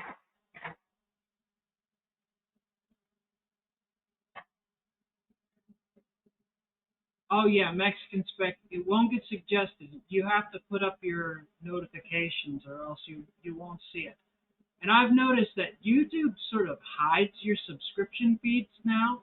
It says home and like shorts, and then in subscriptions it lists the people. But if I just click on the word subscriptions, then it brings up my subscriptions feed, so I can see all the. But it doesn't suggest most of the stuff that's in my subscriptions feed. It expects me to go look through my own subscriptions. Otherwise, it just shows me political arguments all day long. And finance, stock market. Stock market and politics all day long. Those people must spend a fortune to get their videos put out.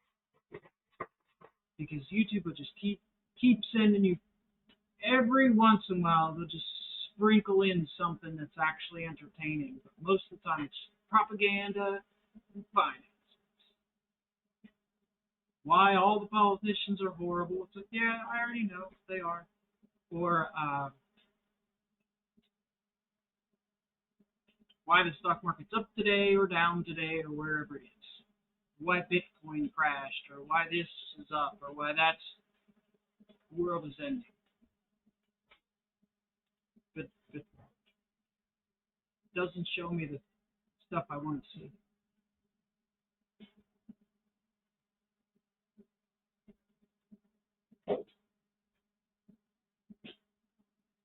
Yeah, so what it is, right, is like a small creator can pay money to get like their stuff listed better, but if you really want to be out there, you have like a contractual advertising agreement with YouTube. And to do that, we're talking you've got probably hundreds of thousands of dollars to even for YouTube to even speak to you, right?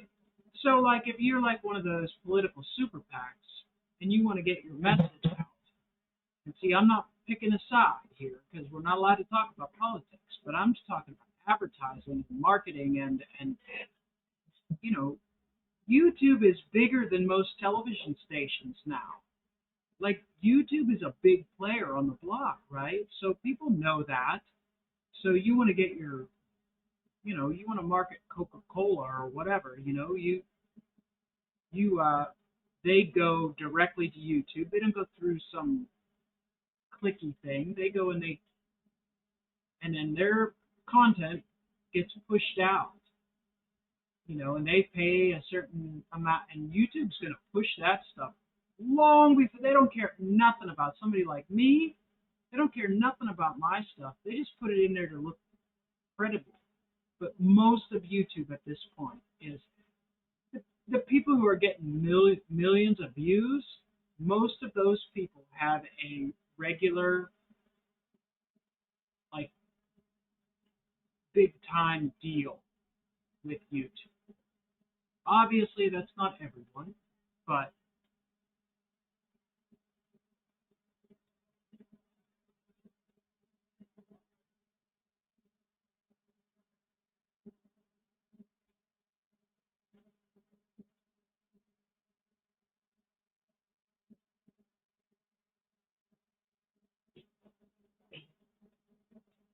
Patrick, it's all in the family shorts. See, I don't ever click on them, so eventually it tries something else.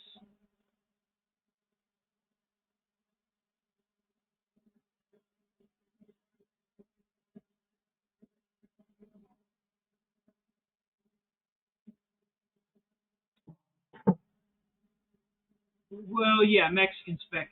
Current news, you'll get a bunch of videos. A bunch of people will push videos about the current news, what's in the news today, because there's a lot of AI channels that chase like trending. Like, why would I want to chase trending news? Like, what a terrible job that must be.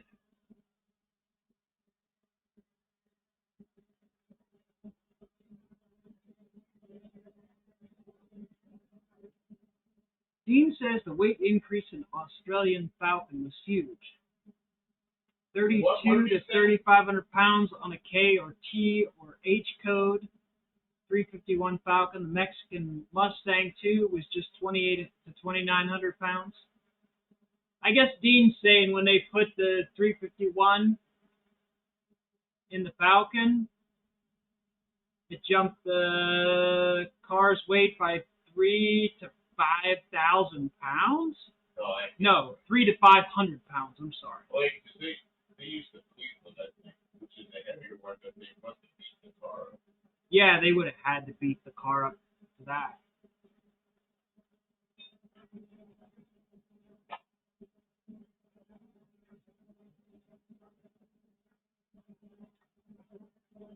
Law and crime.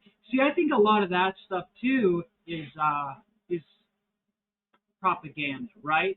They want people to know that if you do this, it's illegal, and you're going to have to go to jail, and you have these rights and you don't have these rights, and these things are laws and these are not, because otherwise it's like people they don't even know they do stuff, they don't even know they're breaking the law. What, you mean I can't kill people? No, I didn't know. Well, you're going to jail for the rest of your life now. Oh, well, I didn't know I would get caught. I didn't know I'd get caught. Like, well, yeah, and it's, I don't know. Some people's kids these days.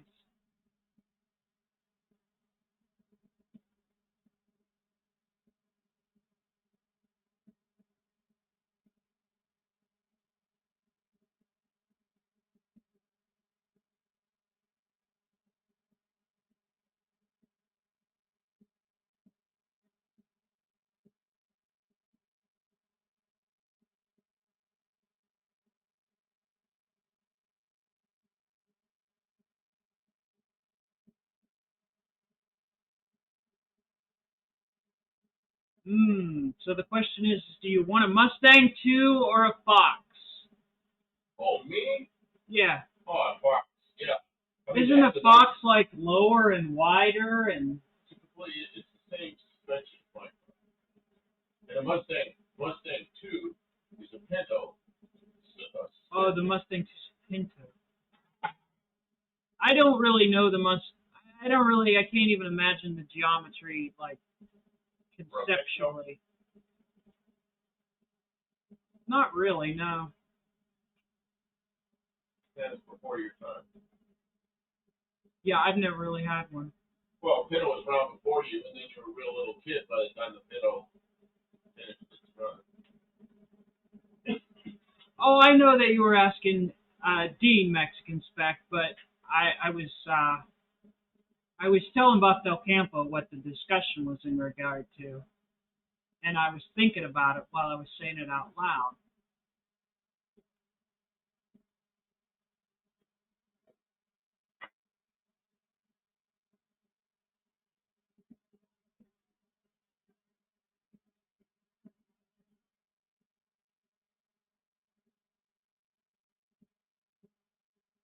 What does the Fox say? Tommy Hanlon. Kim, do you miss the plumbing at all? Yes, I really enjoyed the challenge. But I don't have the physical stamina to, like, you can't bring the plumbing home. You have to go and be on site, and then you have to have, like, when the water goes off, people are waiting, like right now. Like, you're not done until the job is done. until the water comes back on. You continue to keep working, and that's the expectation, and that's just part of it. So I miss being able to do it. Um, and I do think about it quite a bit. And when I get the opportunity to work on plumbing stuff, I try to, but it's just I don't get to do much with it anymore. But car automotive stuff gives me that challenge. It's an excellent substitute for it. The thing about plumbing though is you could make good money doing plumbing, but automotive stuff, the money's just not there. It's just not there. Not here at least. Not up where I'm from, and not here. I don't know. There's probably places where you can make really good money doing automotive stuff, but you know, little side automotive work. There'd be no point. It'd be miserable. We'd get the worst of the worst work would be what we got.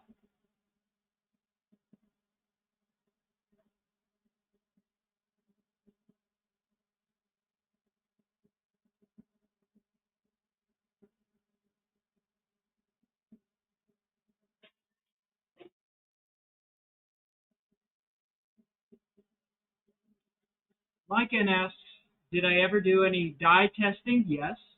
Smoke testing? No, we didn't smoke test. Minicam, CCTV inspection work. I ran pipe cameras in like residential stuff, but never any of those ones with little like track vehicles or anything like that. Never did that kind.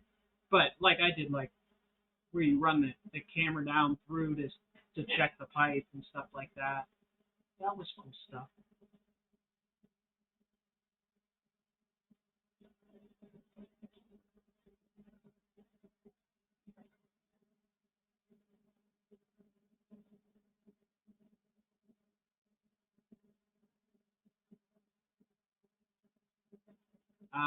Tommy Hanlon asks, did I work on oil boiler heating systems and AC? The boiler systems I worked on were gas fired. That was very commonly done. I didn't ever work on.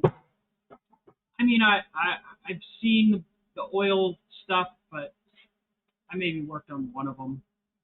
Um, and AC systems, AC, I've done more air conditioning work here than I ever did when I was doing plumbing stuff back up in Pittsburgh.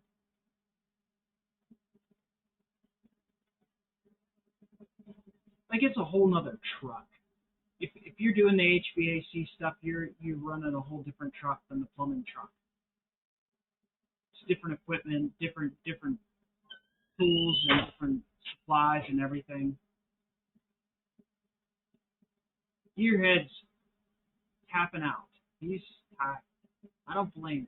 He's getting push cam. Yeah, yeah, and locator work. We did locator work where you run you attach a locator to like a pipe cleaning thing. Mainline CCTV inspection and jetter cleaning work. We did jetter. We ran jetters, but we didn't do it in coordination with CCTV work. We ran like pipe cleaning equipment, and we did have some big jetters, like big residential jetters. Nothing for like 12-inch or 24-inch type jetter work.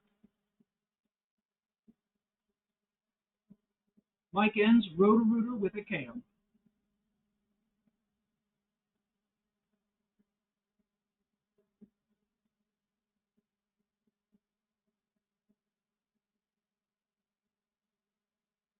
Lubrit says, I will have to check that out. I thought the Mustang 2s were all the same. From what I remember, the number 8 spark plug was almost to center line of the front wheel. Interesting.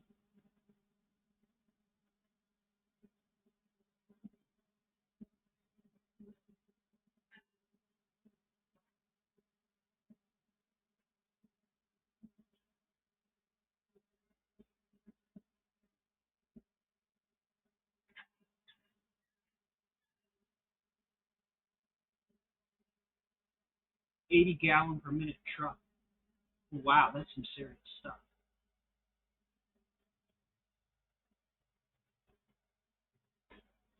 Yeah, that's more specialized stuff. You know, that's like you're doing big. That would be municipal contract work. Yeah, generally, if you're running that a big jetter like that, you're being contracted by municipalities to clean out municipal lines. Maintenance that the municipality doesn't have to do all that often, probably. Bluebird said I had a 77 Mustang Cobra 2 for a short while. I traded it before I got it running. Mexican Spec says they elongated the front end of the 75 to accommodate the V8 engine. Wow. Well, that whole front end on that thing, I think the '74 Mustang 2 was a kind of the proportions looked right on it. In '75, it looked kind of funny up front because they tried to make it look the same but make it bigger up there. So Hello. proportions look kind of funny. Hello, Wendy. Welcome. Oh, Wendy. She says she's been here, but she's been trying to get some stuff done. Well, thanks for hanging out. Tommy says it's interesting because it's a broad range of problem solving, keeps the head going. Yeah, I get bored easily. So plumbing was cool because just about the time that you start figuring out, really get good at something, it's time to move on and do something else. Like, we were building hotels, you know, and I was getting really, really good into installing sinks and installing shower pans and installing, what else did we do in hotels? Man, I had some fun building hotels. That was neat. Because you got to do everything like 35 times. I did not like, the elevator was never done until the hotel was, all the rough-in plumbing was done, so you had to carry a lot of supplies up 4-story buildings. Man, that was rough. Yeah, that fire was way died down. That big log I put in there, Yeah. you know, this hollow thing, Yeah. that just all burned up quickly. It surprised me that big old log was gone. So I put more wood in there, and it should come up, but I'm having a hard time getting the heat back up in that thing. Terrible. What did I do?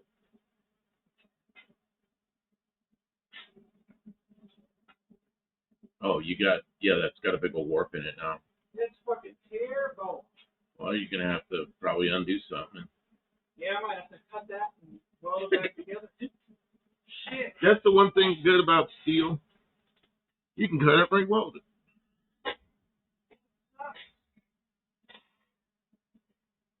The other thing about steel, it's fairly soft, you know, mild steel. So you can hammer it back into shape. You can bend it back. You can do a lot of stuff with it. That hard aluminum I worked on, you bend it once, it's done. You try to bend it back, it'll make another bend right next to it. And then you ruined it. At that point, you get another sheet. He says, I love all Mustangs, love the differences, love the similarities. Shame. Oh, probably shame they didn't end up all Cleveland after '73. That was a sad loss. You know what I liked was the Falcons you had down there after ours. There were some Falcons down there that were really good-looking cars, big, long, two-door looking things. Of course, I have kind of a hard time imagining how big that car was. It looks big, probably looks bigger than it really is. But I like the looks of your Falcons down there. Patrick says the blue and white Mustang looked mighty fine with the Farrah Fawcett sitting on the hood on my bedroom wall poster.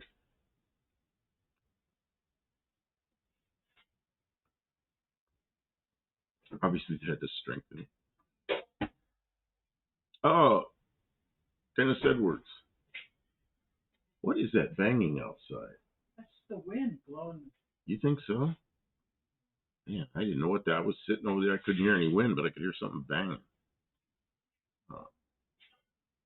Good night, all, says Dennis Edwards. Good night. Blue Red Hey, Mark Sauvé, I do have a 73 Mach 1. Once you get used to driving a tank with all the blind spots, it's not too bad. Yeah, that's what I didn't like about that 71 through 3 fastback. Man, looking out the back of that thing it was like almost like a station wagon with the window on the top. Looking out the window, you looking out the rearview mirror, that window looked about this high when it was actually this long, you know. I don't know, there was that one at No Name Nationals this year, that black one. That was actually a pretty good looking car. It had the right wheels on and everything. It just looked good. And there's not too many of those I think are really good looking. But maybe as I get older, I like them more. I really like the 71 through 73 notchbacks. I don't know why. I really like those. I think they're pretty nice looking cars. But they look completely different than the fastback. I mean, really different.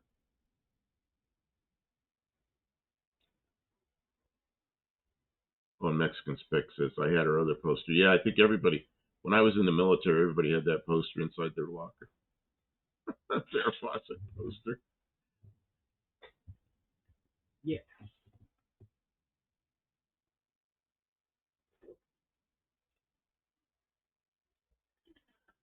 Oh yeah, and Mexican Spec those were sold here too.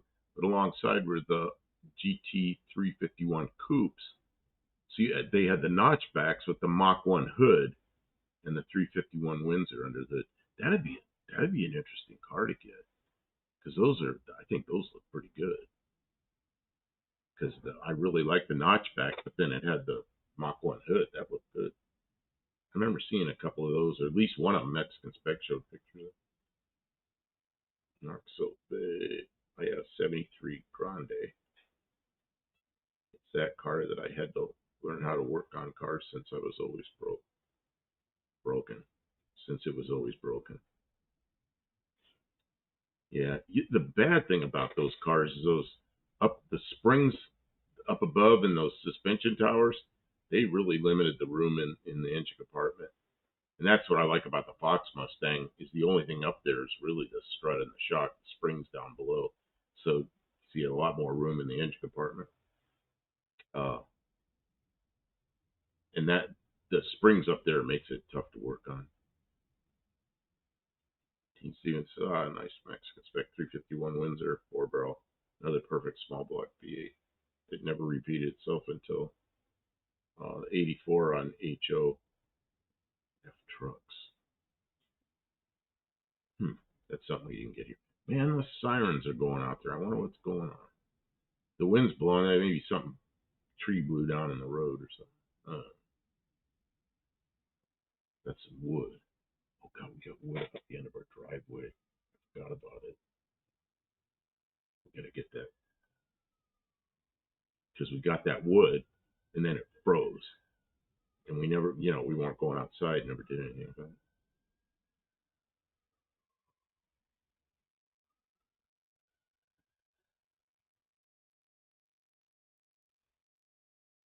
Hey, Kevin, welcome in. Kevin's here. What did you walk into? Oh, we were working on the bed. We had the bed in there. And it was looking really good. But Kim pulled it out, did some welding on it, so now it's out on the bench, and you can't really see what it looks like. It just looks like pieces on the bench again.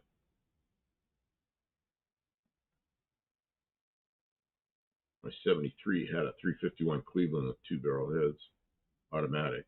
It's Mark Sauvé. Yeah, I had a 4-barrel 351 Windsor. Came out of my that thing. Oh, it came out of a 69 Ranchero, but I put it in my 64 Ford. But I'm the one that put the 4-barrel on it. Cam and other stuff I did to it. That was a nice engine. It wasn't radical at all. It wasn't super fast, but man, it made that 64 Ford fly along pretty good. Oh, that is wind, isn't it? Almost sounded like somebody was out there.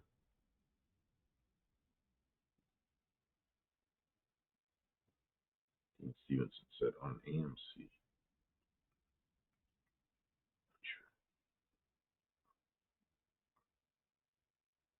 He says, Mark, the two-barrel was such a nice car to drive.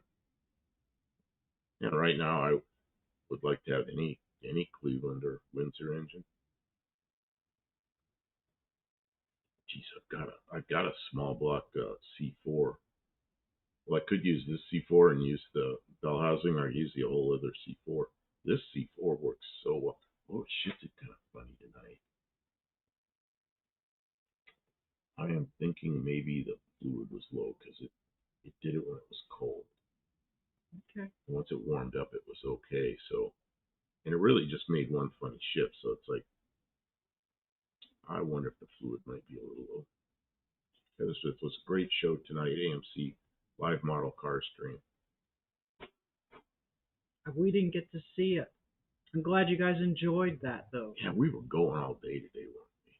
You were up here. Blue Grit, thanks for being here. We'll see you next time. Yeah, you were up here. I was doing stuff down there, and then you went somewhere, and then we came up here. Seemed like we've been up all day, which is really unusual for us. So usually we do something all night and then sleep in the morning. Chevy swap it, yeah. I've thought about it a lot. But you know what I do like right now is it's such a reliable car, and Dean was right about that head gasket. I'm glad we did that. And that car, now that I have the manual choke on it, it can be really cold outside. Mm-hmm. I just pull that choke out, ease it in just slightly, because if you leave it all the way out, it won't start. Just go in like 1/8 inch. One shot of gas. Starts up, and then you start easing the choke in and drive off. A little ways up the street, push the choke all the way in, and it's perfect. It wasn't like that before. Kevin says his gas supply is low and the furnace don't like that. You going to be able to get your bottle spilled, Kevin? I'm sorry you're having trouble. It's too cold to be running out of gas. The reason I'm poking at my phone is to shut the ringer off. While you were gone, I had the ringer on, and I forgot to turn it off. So then when I get an email, it makes that noise. So I don't want it doing that. But if you're not around here, if you're out in a car somewhere, I want my ringer on in case you call me. Yeah. Gas supply low. That means, what are you on? Like, got a big propane or butane tank? Propane, probably. Propane tank outside. I never had one of those. I've had oil fire furnaces, which I don't like. Expensive to run.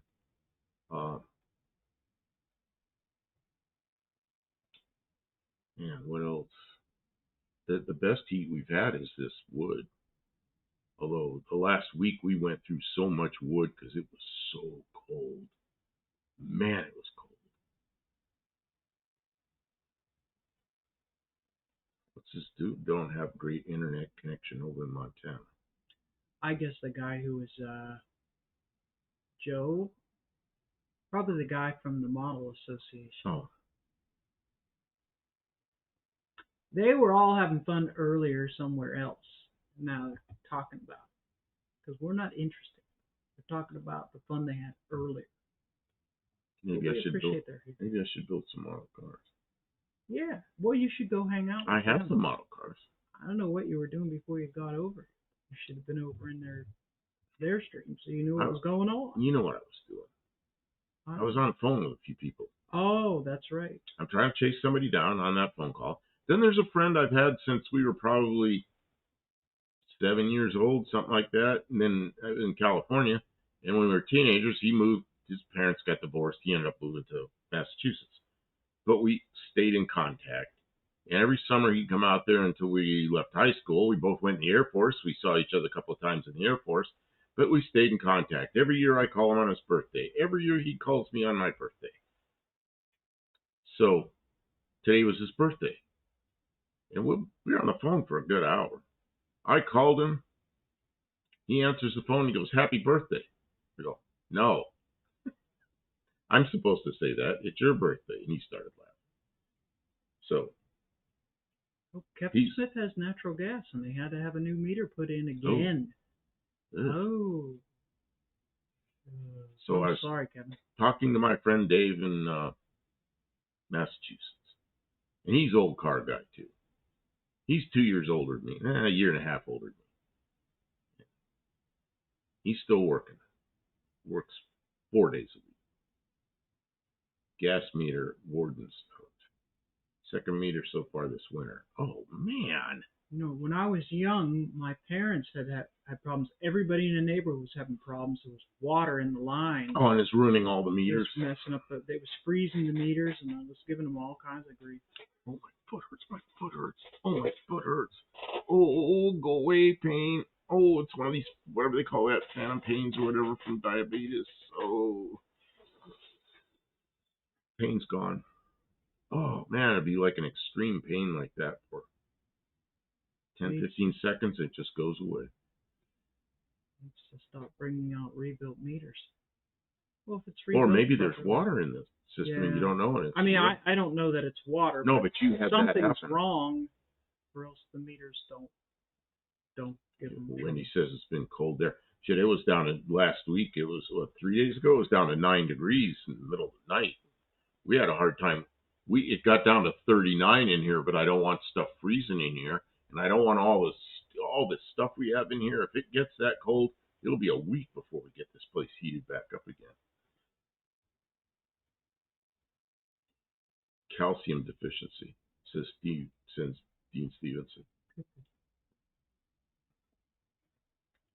We don't always have a very well-rounded diet. We try to. Well, I learned something from Dave tonight about one of the other medications I'm taking, that he had the same problem I have, same medication, and they just swapped his medication. And it's a problem I have. It's a side effect. I'm like, okay, something else to talk about.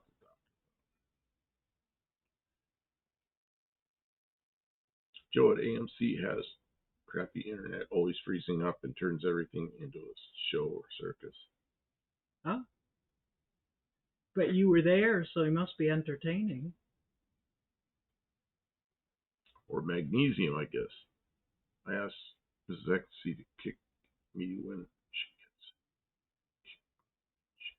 when she gets the pains. Dean tells her to kick him.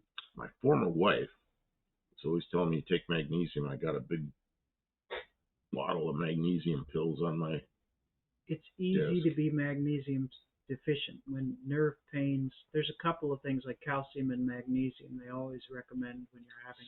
So maybe I should pay. She's a medical person.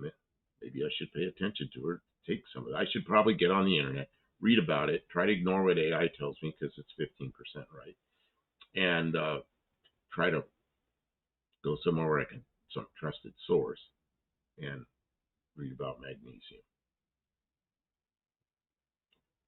I put a gauge on my gas line to prove they weren't giving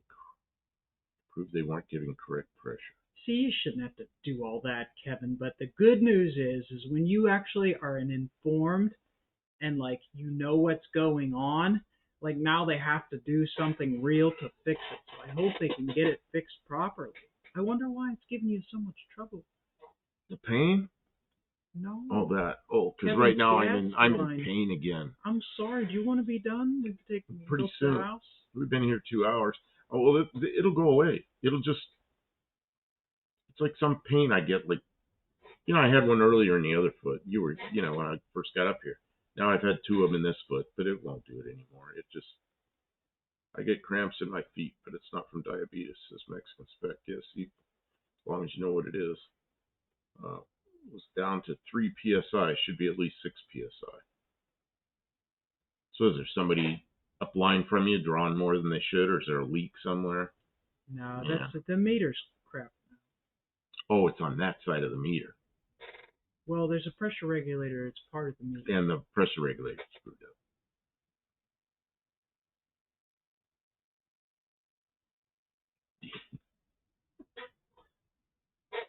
This is jump up and down and massage your cat's foot. If you jump up and down and massage my cat. Yes. She has done that when I've been in extreme pain, and it's really. maybe we can make it something. Before I know it, he'll be crying all the time. Oh, my legs really hurt again. Has this little thing that looks like a sea Buy urchin. some compression socks. There's a thing that looks like a sea urchin. It's got batteries in it that are dead now. And it had these little, like a thing about this big with like 500 fingers in it, plastic fingers in it, vibrate. Man, I could run that on my foot. And if you push hard enough, it doesn't tickle. But man, if you do it lightly, it'll like tickle your feet. But you put it on there kind of hard, and it really feels good. Gets rid of a lot of pain and stuff. So, you know those ones I'm talking about? You look like little sea urchin like things. I haven't seen them in months, but the batteries were dead in them, and they got like some kind of. Yeah, I know it. You can't get at the batteries, you know. It comes like you buy a new one when the battery's dead. I don't know how those things work. I don't even know where we got them. We had them from probably 10 years ago. Batteries finally died. So, Kevin, I sure hope you don't have a gas explosion. Did you guys see that on the news? There was a gas explosion. Where? I don't know. They were working on the gas lines, and there was a leak, and whatever. And boom! It blew up 3 houses. Oh, I mean, they just go boom. They like pop like a balloon pops. Boom! And I mean, it's incredibly dangerous. Up north, people die every year in gas explosions. A furnace or a hot water tank will go astray, or you'll get a leak. Because a lot of times, if you get a leak in a gas line, it'll follow the pipe. Oh, along the outside of the pipe because there's a void there. Because there's sort of a void there, and if it gets into a house, then it can blow up. Well, Kim, we've been here 2 hours. It's cold. I'm getting colder. Shop's getting colder. I think we ought to close it down. Oh, you know what I want to do? I want to do a short. What can we do a short on? What can we do a short on? Oh, I don't know. I look in front of me. Mexican Specs side marker lights, but he can't send these out now anyway, so there's no sense of doing that. You could show them how warped the bed is. No, I don't want to show how warped the bed is. It looks so good in there. We should have done it while we didn't. Got a can of Bondo here. Kevin said some of the neighbors put new furnaces in. Then they found out it was the gas company's fault. After they put the new furnace in and That paid all the money. sucks. That sucks. I'm so sorry. Well, I think we'll close it down. Okay. Good night, everybody. Thanks for being here.